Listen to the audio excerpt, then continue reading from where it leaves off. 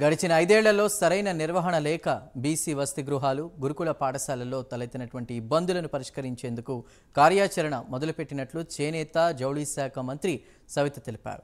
కృష్ణా జిల్లా అవనిగడ్డ నియోజకవర్గం మోపిదేవి మండలం వార్పులోని మహాత్మా జ్యోతిబా ఫులే బీసీ గురుకుల పాఠశాలను మంత్రి ఆకస్మిక తనిఖీ చేశారు.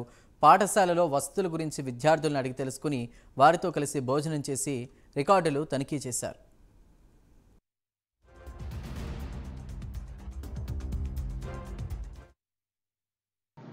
అందరికీ నమస్కారం. కృష్ణా జిల్లా మోపిలి మండలంకి వచ్చాం.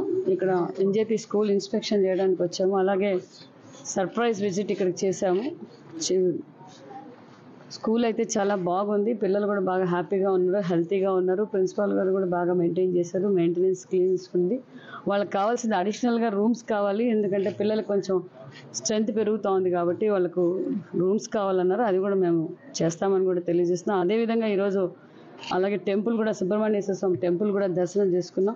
చాలా మంచిగా దర్శనం జరిగింది.